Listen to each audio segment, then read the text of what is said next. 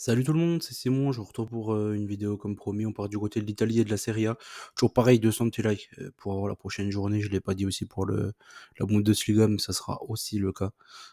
Donc voilà, on fait un petit récap déjà du week-end passé, pas trop mal, déjà mieux que ces derniers temps, je crois, je sais plus si c'était l'Italie ou l'Espagne que je m'étais un peu vautré. Bon, un peu les deux championnats, comme souvent, ce sont les deux mêmes de toute façon qui sont à la traîne cette saison. Donc l'Inter qui a pas mal fait de rotation quand même pour ce match-là contre Monza. Au final, pour faire un nul du côté de City, pourquoi pas, hein, au final, hein. Le nul hier, il a rangé tout le monde. Et Parme contre Udinese, là j'étais parti sur Parme au nul. Ils se sont encore pris un rouge, hein. C'est la deuxième fois en deux matchs là qu'ils se prennent. Les deux derniers matchs, ils se sont pris un rouge. Du coup, Udinese a gagné. Encore un gros match de Flotov. Flotov qui fait des bonnes petites performances hein, cette saison, mine de rien. Pourquoi pas aller dans un club un peu plus huppé en tant que super sub. Je pense qu'il mériterait ça.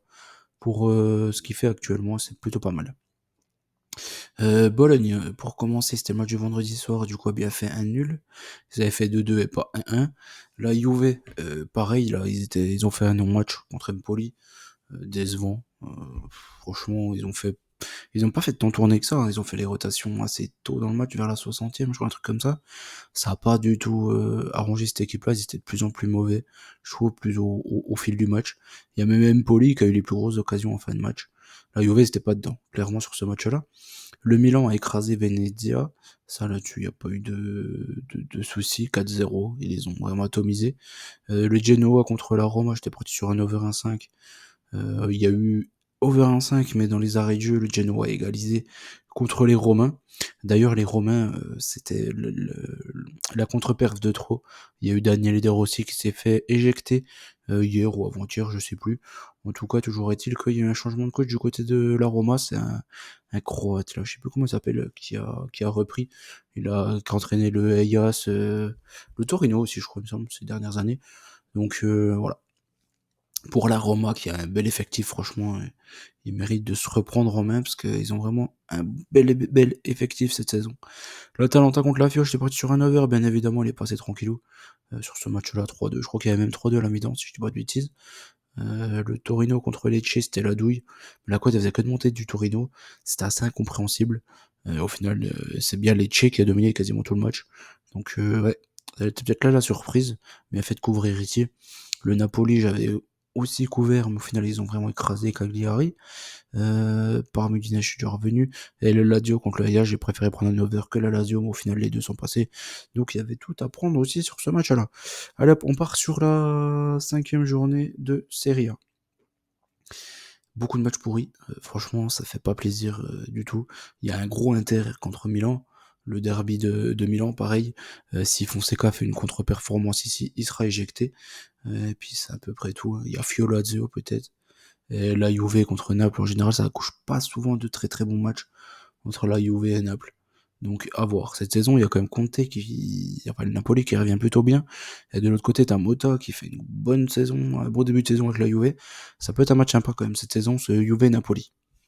On commence Cagliari contre Empoli, match compliqué forcément. Les trois premiers sont très compliqués d'ailleurs. Je suis parti sur les trois fois sur le même score de 1 but à 0 et j'ai mis 4 fois des 1-0, je crois, sur tous les matchs en Italie, parce que je sais qu'il n'y a pas souvent de but en Italie quand même, mine de rien. Et les équipes, elles font pas souvent le break en fin de rencontre, ça sert à rien de choper des overs en fin de match. Du côté de l'Italie, Cagliari Empoli, pour revenir à nos moutons, Cagliari, je crois qu'ils ont que 2 points là depuis le début de la saison, Empoli sont invaincus, du coup j'ai mis un petit avantage, Empoli 1 but à 0.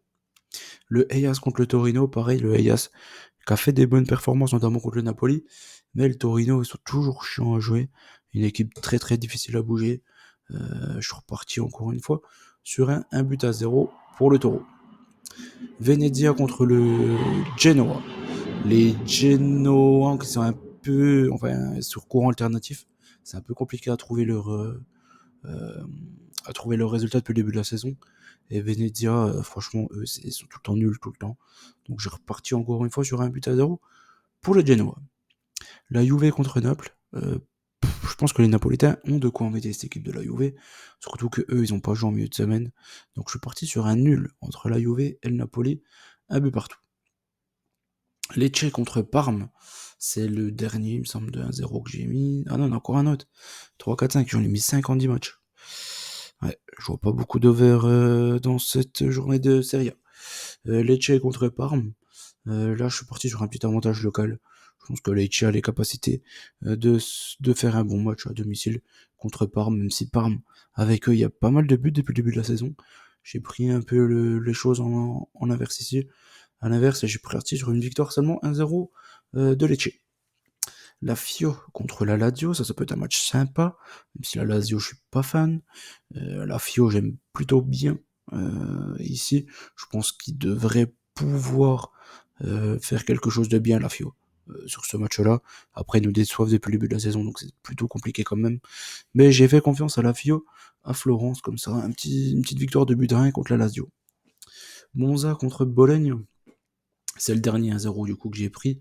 Et là, je l'ai pris en faveur, c'est une surprise, de Monza. Comme je l'ai dit, pour moi, Bologne, ils n'ont pas l'effectif pour jouer sur deux tableaux. Ils ont perdu beaucoup, beaucoup, beaucoup trop cet été. Donc je pense que Monza a les capacités de gagner ce match à la maison. La Roma contre l'Udinese, ici, pareil, changement de coach du côté romain. Udinese qui fait un plutôt bon début de saison. Faudra se méfier de ce match-là. Mais je me dis que la Roma, nouveau coach, nouvelle stratégie de jeu, beaucoup plus d'envie. Les joueurs voudront se montrer. Donc pourquoi pas une petite victoire à la maison. Il y a moyen que ça passe contre Udinese, quoi. L'Inter contre le Milan, pour moi, ça sera le dernier match de Fonseca, clairement. Je pense que l'Inter a une équipe 50 fois meilleure que le Milan. Le Milan, ils se sont fait ratatiner. Moi, c'est le match phare que j'ai regardé en intégralité. Hier, j'ai regardé le multiplex. Parce que de toute façon, il n'y avait pas de but. On se faisait chier hier sur tous les matchs. Mais la veille, j'avais regardé Milan contre Liverpool. Monstrueux, Liverpool. Il n'y a qu'une équipe sur le terrain, clairement. Ils sont pas du tout du même niveau. Et je pense que l'Inter, ils sont du niveau de Liverpool. Et pareil, pas du tout du niveau de Milan. Donc je pense que l'Inter à domicile. Enfin, à domicile, pas à domicile, on s'en fout un peu là. Du coup, ça change pas grand chose. Mais du coup, l'Inter, je pense qu'ils sont largement au-dessus de Milan. Donc j'ai pris une victoire des Interistes, 2-0. L'Atalanta contre Como maintenant pour terminer. L'Atalanta, ils jouent ce soir. Leur match, je crois, enfin, oui, oui, c'est sûr, ils jouent ce soir contre Arsenal.